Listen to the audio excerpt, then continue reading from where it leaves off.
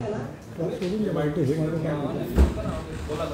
सांगायला सोडलं नाही बोललं नाही तुम्ही सांगाल तेव्हा तुम्ही सांगाल सामन्याची विक्री करून आला तुम्ही जरा हे काम सांगतो राहील आणि त्याची इंटरव्ह्यू घ्यायला कोण माहिती आहे का? हे सगळं त्याच्या हाताखाली हे लोक काम करत होते.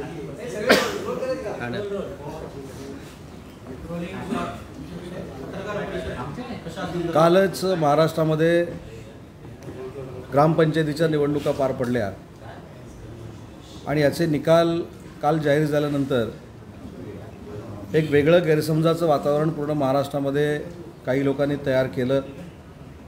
आपल्या माध्यमातून देखील बाळासाहेब शिवसेना पॅनलच्या किती ग्रामपंचायती आल्या याच्यावर देखील वेगवेगळी मतमतांतर होती. आणि म्हणून कालपासूनच प्रत्येक जिल्हा प्रमुखांशी चर्चा करून, आमच्या आमदारांशी चर्चा करून, आमच्या पदाधिकाऱ्यांशी चर्चा करून अगदी पुराव्यासकट नक्की शिंदेसाहेबांच्या नेतृत्वाखाली महाराष्ट्रामध्ये किती ग्रामपंचायत निवडून आल्या आहेत याचं विश्लेषण करण्यासाठी आजची ही पत्रकार परिषद आहे. प्रामुख्यानं एकनाथ शिंदेसाहेबांची ज्या जिल्ह्यामधनं राजकीय सुरुवात झाली त्या पालघरमध्ये आणि ठाण्यामध्ये जर आपण आकडा बघितला तर पालघरमध्ये 78 ग्रामपंचायती, ठाणे भिवंडी 6, मुरबाड 15, शहापूर 29, नाशिक 52, नंदुरबार 20, रत्नागिरी 16, रायगड 8, भंडारा 12, सातारा 4, कोल्हापूर 1, गोंदिया 1, पुणे 1 असे 243 ग्रामपंचायती या आम्ही जिंकलेल्या आहेत. ठाणे जिल्ह्यामध्ये आमच्यासोबत 19 ग्रामपंचायती जिजाऊ संघटना आणि 14 ग्रामपंचायत श्रमजीवी संघटना अशा 33 ग्रामपंचायत, मग एकूण ग्रामपंचायती जर आपण बघितल्या तर 276 ठिकाणी आदरणीय शिंदेसाहेबांच्या नेतृत्वाखाली ग्रामपंचायत निवडून आलेल्या आहेत. काल उपमुख्यमंत्री देवेंद्रजींनी जो आकडा सांगितला होता तो काल संध्याकाळपर्यंतचा होता.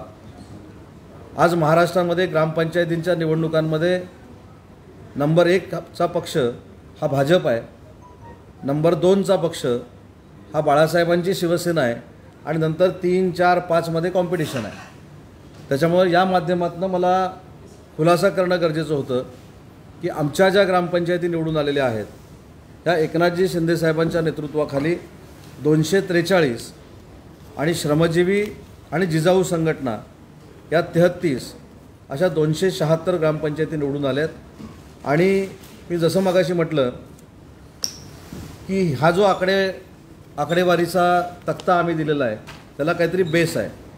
आता माझ्याकडे रवींद्र फाटक साहेबांनी एक कागद दिलेला आहे, त्याच्यामध्ये जवळजवळ ठाणा पालघर जिल्ह्यातले 81 सरपंचांची नावं आहेत.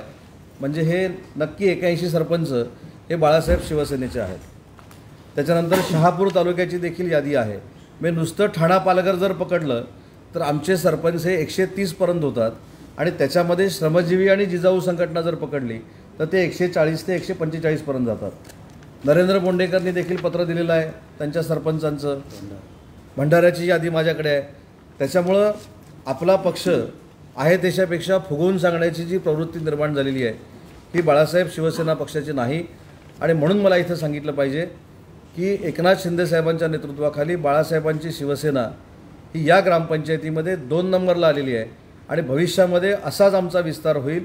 लोकांचा जो प्रतिसाद आहे तो आहे त्याच्यापेक्षा जास्त पुढच्या ग्रामपंचायतीच्या निवडणुकीला आम्हाला मिळेल हा मला पूर्ण विश्वास आहे. आणि हाच आमच्यामार्फत खुलासा करण्यासाठी मी आणि मुख्य प्रवक्ते दीपकभाई केसरकर, नरेशजी, शीतलताई, आम्ही सगळे, राहुलजी, आम्ही सगळे उपस्थित आहोत. त्याच्यामुळे जो काही संभ्रम निर्माण केला जातो आणि ग्रामपंचायतीच्या निवडणुकीला एक सगळ्यांनाच फायदेशीर असतं की त्याला निशाणी नसते. त्यामुळे माझ्या जिल्ह्याचं जो उदाहरण तुम्हाला द्यायचं झालं तो देखील पुरावा माझ्याकडे फोटो न्याय आहे की ज्या ग्रामपंचायतीचे सरपंच निवडून आलेत त्यांच्याकडे हार घेऊन जायचा, एक बुके घेऊन जायचा, त्यांना पेढा भरवायचा, त्यांचा फोटो काढायचा आणि तो सरपंच देखील आमचा आहे असं सांगायचं.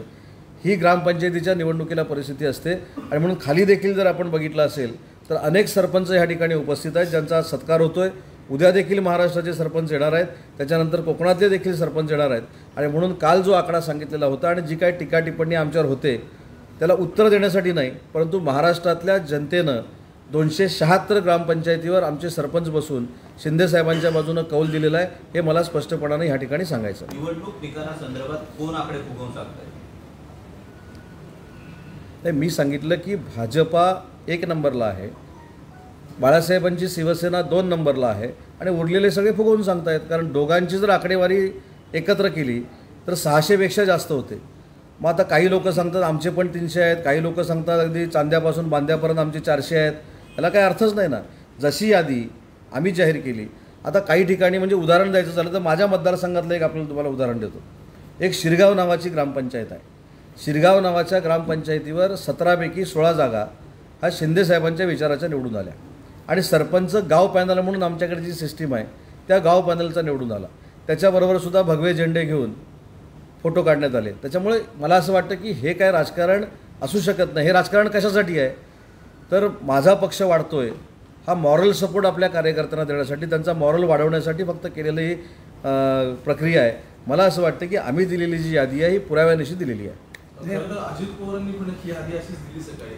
त्याबद्दल तो एक मतमतांतर असू शकतं. पण ठाणे आणि पालघर हे 2 जिल्हे जर सोडले, ठाणे आणि पालघर हे 2 जिल्हे जर सोडले तर बाकीच्या जिल्ह्यांमध्ये जो एक आणखी बाउन्स मिळायला पाहिजे होता तेवढा मिळायला दिसत नाही. त्याबद्दल तुमचं काय? नाही, एक महत्त्वाची गोष्ट अजून एक माझ्याकडे कागद आहे.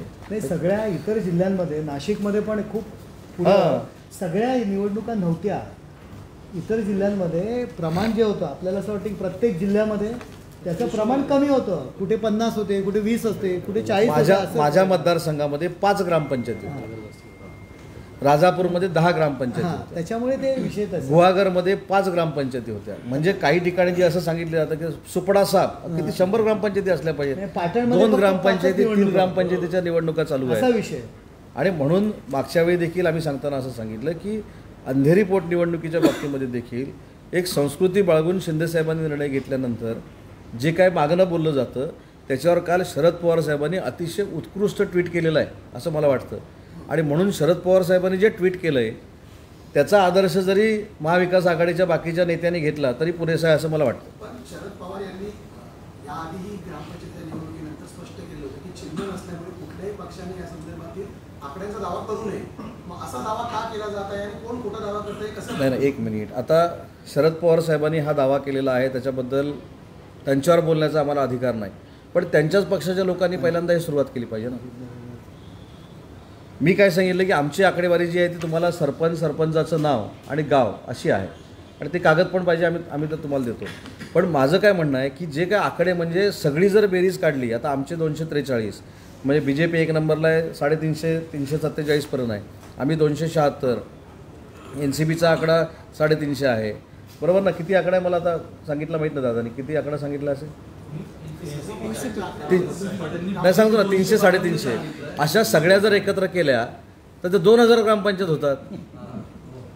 त्याच्यामुळं मी त्यांनी दिलेला आकडा खोटा आहे असं म्हणण्याचा मला अधिकार नाही. पण जे आमच्यावर टीका करून आमचं फार मोठं अस्तित्व महाराष्ट्रामध्ये वाढलं आहे अशा आविर्भावामध्ये जे काही पत्रकार परिषद घेत आहेत त्यांच्यासाठी ही पत्रकार परिषद आहे. आज महाराष्ट्रावरती राजन साळवी यांच्या उपस्थितीत जल्लोष साजरा करण्यात आला. उद्धव ठाकरेंनी म्हणून कौतुक सुद्धा त्यांचं केलं. ते म्हणाले की त्यांनी अनेक आमिषं त्यांना दाखवली परंतु त्याला बळी न पडता त्यांनी तिथल्या ग्रामपंचायती जिंकल्या, विरोधकांच्या छाताडावरती उभं राहून ते जिंकून आले. अशा पद्धतीने कौतुक करत होते, व्हिडिओ आले. नाही, छाताडावर उभं राहणं, पाठीत खंजीर खुपसणं, औरंगजेब, त्याच्यानंतर शाहिस्ते खान, त्याच्यानंतर कधी कधी तर पौराणिक आणि ऐतिहासिक कथा वाचल्यासारखंच वाटतं. त्याच्यावर जास्त काय बोलायला पाहिजे अशातला भाग नाही. कारण कधी कधी रामायण महाभारत त्यातल्या गोष्टी असतात, कधी कधी औरंगजेब येतो, कधी कधी कट्यार काळजात घुसली बिसली पण येते. त्याच्यामुळं हे सगळं प्रायोगिक म्हणजे आपण बघितल्यासारखं वाटतं, कधी कधी पौराणिक आणि कधी कधी ऐतिहासिक. एंडला सेल्फी, एंडला सगळ्यांना बसून. त्याच्यामुळे मला असं वाटतं की आणि कुठच्याही नेत्यावर जरी आम्ही बोलत नसलो तरी प्रत्येकाला असं वाटत असतं की आपण आहे त्याच्यापेक्षा जर फुगवून सांगितलं तर माझ्याकडचे कार्यकर्ते इकडे तिकडे होणार नाहीत, ते माझ्याबरोबर राहतील. म्हणून हा सगळा खटाटो बसतो. ह्याच्या पलीकडे काय असतं असं मला वाटत नाही. माध्यमांवरती येते की मुख्यमंत्री उपमुख्यमंत्र्यांमध्ये वाद निर्माण झाले. जाणार होती पोलीस बनल्यानंतर वाद निर्माण झालेला आहे. ठाण्यात ते जे कार्यक्रम झाले त्या कार्यक्रमात नाही ह्या लोकही बातम्या आमच्यासामने आलेले नाही या बातम्या ज्या घडतच नाहीत त्या कशा तयार होतात हे आम्हाला पण कळलेलं नाही. त्याच्यामुळं शिंदेसाहेब आणि फडणवीस साहेब आज कॅबिनेट जी होती ती फडणवीस साहेब नसल्यामुळं झाली नाही.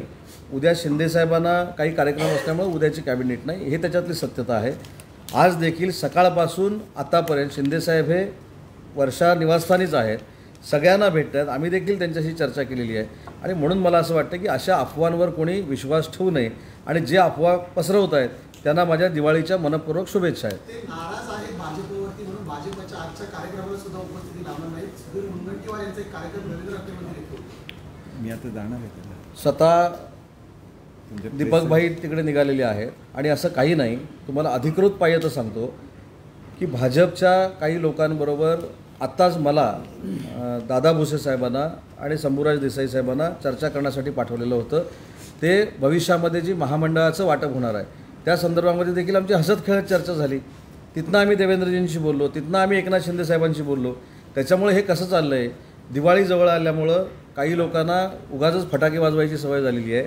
त्याच्यामुळे मला असं वाटतं की अशा गोष्टी करू नयेत आणि असा कुठचाही म्हणजे वाद किंवा गैरसमज हा दोघांमध्ये नाही. कदाचित वाद लावण्याचे काही लोक प्रयत्न करत आहेत पण त्या वादाला लावण्याला बळी पडणार नाहीत. ते अतिशय परिपक्व राजकारणी आहेत आणि त्या दोघांचा धसका काही लोकांनी घेतल्यामुळे हे अफवा पसरवणं चालू आहे. सत्र न्यायालयामध्ये आज एकनाथ खडसे आणि संजय राऊत यांची अनौपचारिक चर्चा आली. हे सगळं एकदम ओके आहे आणि मी लवकरच बाहेर येईल अशी प्रतिक्रिया संजय राऊत यांची.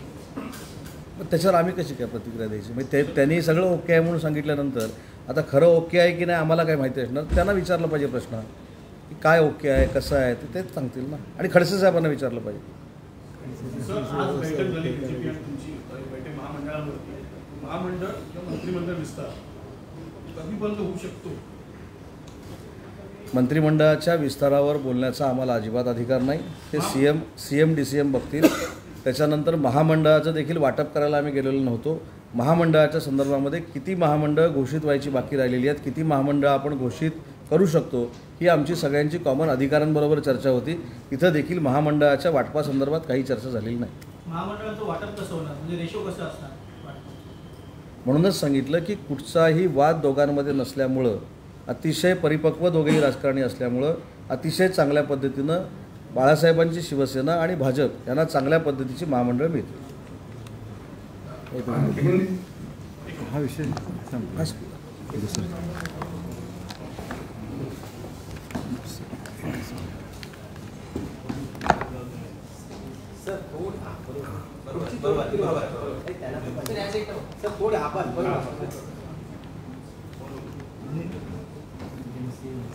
आज एक महत्त्वाचा निर्णय हा आदरणीय मुख्यमंत्री आणि उपमुख्यमंत्री महोदयांनी घेतलेला आहे की शाळेमधले जे शिक्षक आहेत ज्यांना अनुदान नव्हतं, ज्याला कायम विना अनुदान असा जो स्टेटस दिलेला होता आणि त्यातला कायम शब्द वगळण्यात आला. त्याच्यामध्ये घोषित अघोषित वगैरे असे वेगवेगळे प्रकार आहेत. काही ठिकाणी ज्या नैसर्गिक ग्रोथच्या तुकड्या आहेत या सगळ्या शिक्षकांचा प्रश्न होता. एक चांगला असा निर्णय मुख्यमंत्री आणि उपमुख्यमंत्री महोदयांनी घेतलेला आहे आणि त्याप्रमाणे ह्या सर्व लोकांच्या संदर्भात ज्या वेगवेगळ्या विधान परिषदेच्या सदस्यांनी प्रश्न मांडलेला होता, ज्याच्यामध्ये विक्रम काळे आहेत, रणजित पाटील आहेत, सुधीर तांबे आहेत, नागोजी गणार आहेत, जयंत आजगावकर आहेत, बाळाराम पाटील आहेत, निरंजन डावखरे आहेत, सतीश चव्हाण आहेत, अभिजित वंजारे, किरण सरनाईक वगैरे सर्व लोक सातत्याने शिक्षकांच्या मागण्या ज्याला मांडत होते त्याला विधानसभेमध्ये मी विधान परिषदेमध्ये घोषित केलेलं होतं की आम्ही एक संधी देऊ. ज्या लोकांच्या त्रुटी झालेल्या आहेत त्यांना, त्याप्रमाणे आम्ही 1 महिन्याची संधी दिलेली होती आणि त्यानंतर 1.5 महिन्यांनी आम्ही आमचा निर्णय जाहीर करू असं सुद्धा घोषित केलेलं होतं. आणि त्या अनुषंगाने आदरणीय मुख्यमंत्री उपमुख्यमंत्री महोदय यांनी आजच मान्यता दिलेली आहे आणि त्याच्यामुळे एक मोठा प्रश्न जो 17-18 वर्ष प्रलंबित होता तो आज त्याच्यामध्ये शिक्षकांना दिलासा मिळालेला आहे. आणि विशेषतः मुख्यमंत्री महोदयांनी ज्यावेळेला शिक्षक दिन होता त्या दिवशी घोषित केलेलं होतं की आम्ही शिक्षकांच्या प्रश्नामध्ये लक्ष घालू. उपमुख्यमंत्री महोदयांनी ज्यावेळेला त्यांना प्रतिनिधी भेटलेले होते त्यावेळेला आश्वासन दिलेलं होतं आणि हे खऱ्या अर्थाने लोकांचं काम करणारे सरकार आहे आणि त्याच्यामुळे ह्याची पूर्तता झाल्यामुळे निश्चितपणे समाधान हे शिक्षकांमध्ये झालेलं आहे अशी मी अपेक्षा करतो.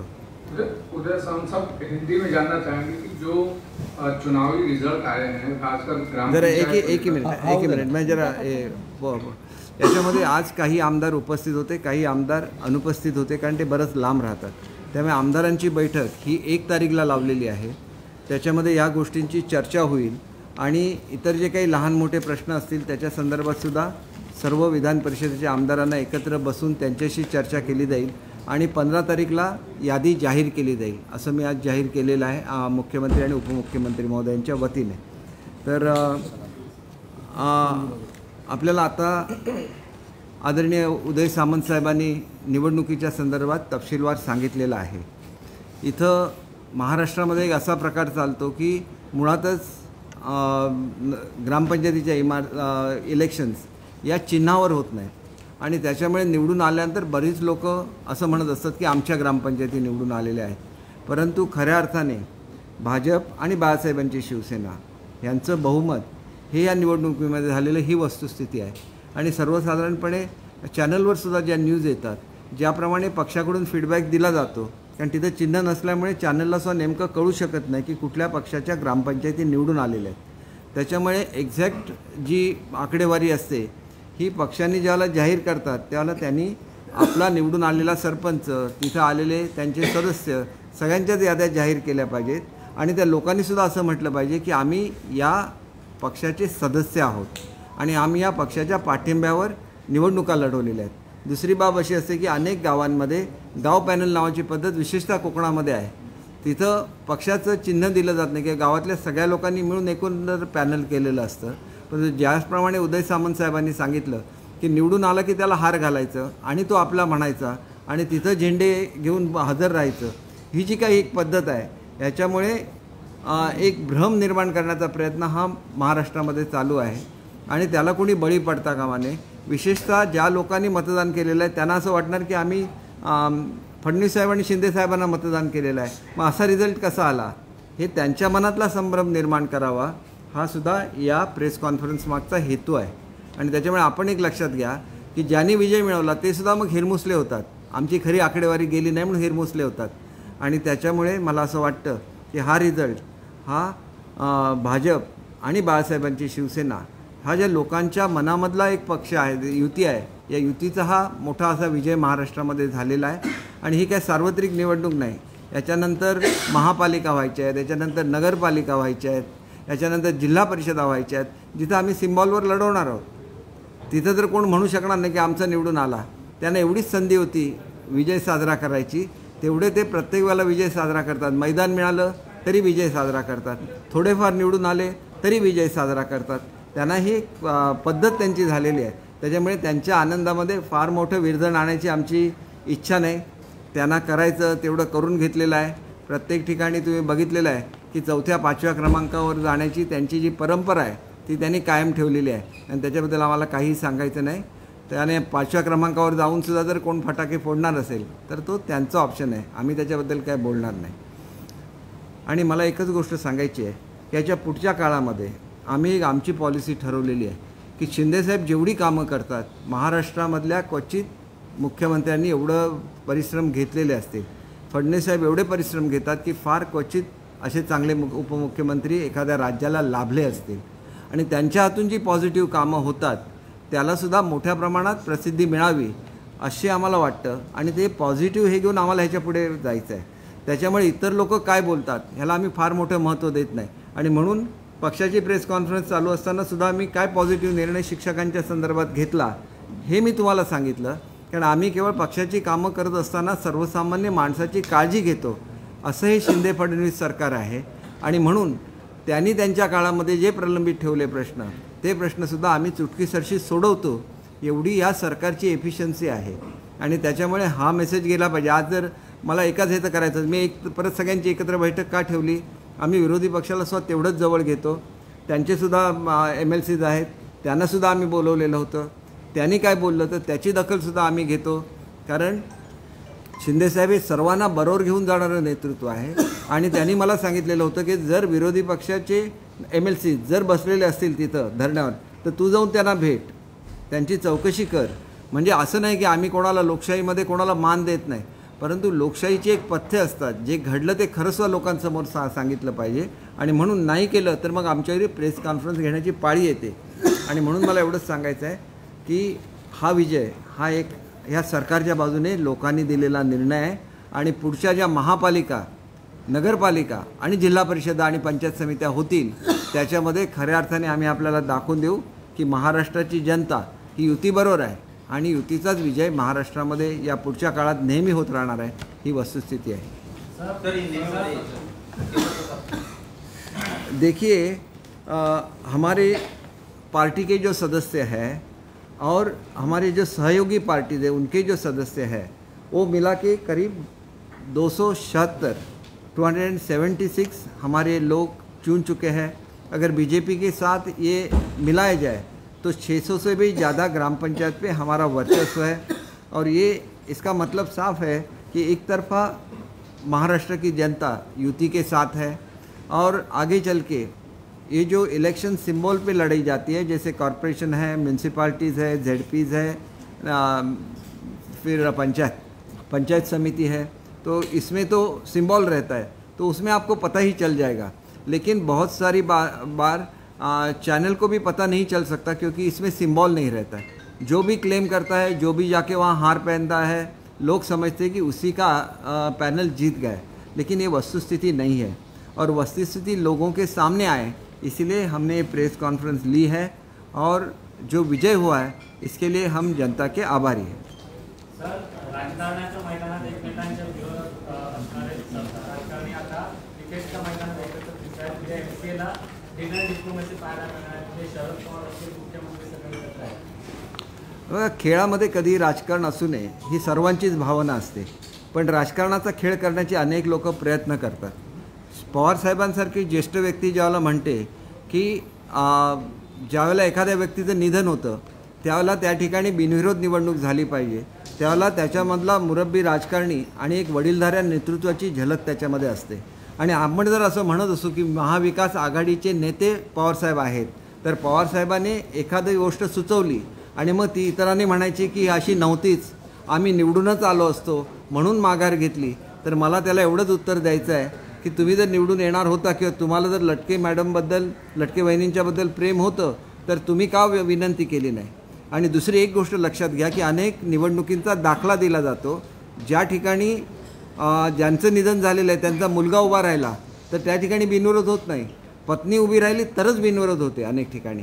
कारण पत्नी अशी असते की ती राजकारणामध्ये नसते. परंतु महाराष्ट्राची परंपरा अशी राहिलेली आहे, जर 5 वर्षासाठी त्या व्यक्तीला निवडून दिलं असेल आणि त्यांची पत्नी जर उभी राहिली असेल तर उरलेला वेळ हा त्यांच्या पत्नीला दिला गेला पाहिजे. आणि म्हणून आपण कशीही तुलना करायची, काहीही बोलायचं, काही लोकांनी तुरुंगातून सुद्धा बोलायचं, हे म्हणजे न समजण्यासारखी गोष्ट आहे. तुरुंगातून कोण मुलाखती देऊ शकतो का, अशी मी गोष्ट पहिल्यांदाच बघितलेली आहे. त्याच्यामुळे मला असं वाटतं की हे जे काय बोललं जातं हे बोलणं चुकीचं आहे. ज्या भावनेतून शिंदेसाहेबांनी आणि फडणवीस साहेबांनी निर्णय घेतला की रमेश लटकेंचं निधन झालं असेल तर त्यांच्या पत्नीच्या बाबतीत आपण आदर ठेवला पाहिजे, ही भूमिका त्यांची सुरुवातीपासून कायम आहे. राजसाहेबांनी तेच सांगितलं. लटके मॅडमची ज्यावेळेला टीव्हीवर मुलाखत झाली त्यावेळेला त्यांनीसुद्धा ही अपेक्षा हे केली होती की ही बिनविरोध व्हावी, आपल्या पतीच्या स्मृतीप्रित्यर्थ, स्मृतीला एक आदरांजली म्हणून. हे तुम्ही त्यांची मुलाखत बघितलेली आहे. मग एवढ्या सगळ्या लोकांनी सांगितल्यानंतर त्याचा मान ठेवणं म्हणजे कमीपणा करणं असं बिलकुल नाही. आमच्या पक्षाची लोकसभा नाराज झाली, BJPची लोकसभा नाराज झाली, परंतु लोकांची नाराजी असतानासुद्धा असा निर्णय घेणं हे एक फार मोठं काम आहे. आणि त्याच्यामुळे हा निर्णय जो झालेला आहे त्याचं स्वागत हे संपूर्ण महाराष्ट्राच्या जनतेने केलं पाहिजे. मला आता मग तुरुंगातून सगळ्यांनाच बोलायला दिलं पाहिजे, मग सगळेच कैदी मुलाखत द्यायला लागतील ना. MCA चुनाव में जिस तरीके से कल डिनर डिप्लोमेसी हो रही है, सारे नेता एक मंच पर आ रहे हैं, राजनीति में एक दूसरे को देखना नहीं चाहते और एक मंच पर बैठ करके क्रिकेट के मैदान में खेल रहे हैं. क्रिकेट एक अलग गेम रहता है और उसमें कभी भी पॉलिटिक्स नहीं होता है. तो हम ऐसा सोचते हैं कि स्पोर्ट्स में पॉलिटिक्स नहीं होना चाहिए, और ये महाराष्ट्र की परंपरा है कि वो स्पोर्ट्स में कभी पॉलिटिक्स नहीं लाते। एक दूसरा सवाल ये है कि बदली को लेकर के जिस तरीके से एकनाथ शिंदे और देवेंद्र फडणवीस में विवाद है, इस तरीके की खबरें बाहर आई हैं। बिल्कुल कुछ भी विवाद नहीं है। फडणवीस साहब उनके काम के लिए आज दिल्ली गए हुए हैं, इसलिए वो बाहर है, और कैबिनेट भी गुरुवार को हो रही है। तो ऐसी कोई भी वाद की परिस्थिति नहीं है, ये सब र्यूमर्स रहती है, और वो रूमर्स वही उठाते हैं, वो सत्ता से जो अलग है वही ऐसी वाली रूमर्स उठाते हैं।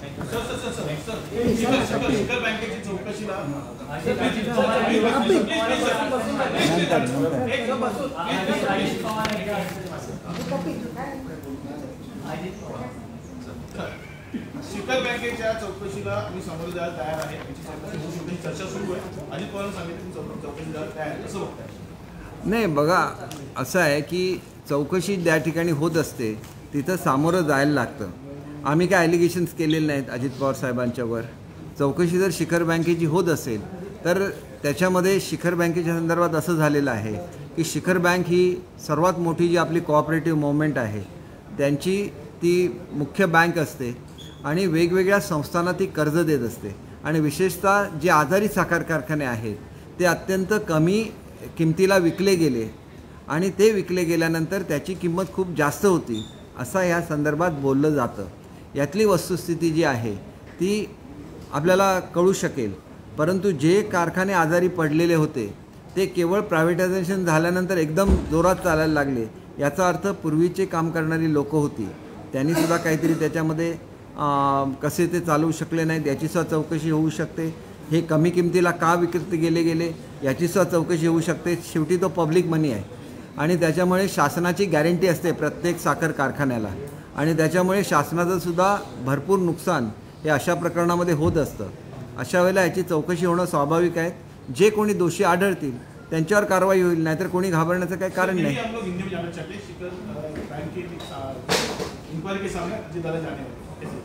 नहीं, अजीत दादा पे कोई एलिगेशन किसी ने नहीं किया और हमने भी नहीं किया है, लेकिन जब शिखर बैंक जो है वो फाइनेंस करती है सब कोऑपरेटिव के जो बड़े उद्योग है उसको करती है, और उसमें गवर्नमेंट की भी गारंटी रहती है।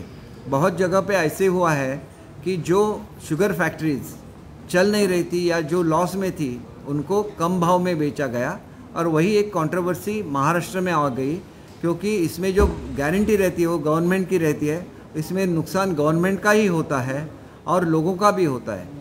ऐसे वक्त में उसकी अगर इंक्वायरी हो जाए तो सच क्या है झूठ क्या है ये लोगों के सामने आ सकता है, और इसीलिए अगर इसकी इंक्वायरी होती है तो उसके सामने जाए तो उसमें कुछ हर्ज नहीं है। जो भी निर्दोष होंगे वो निर्दोष साबित हो जाए। Thank you.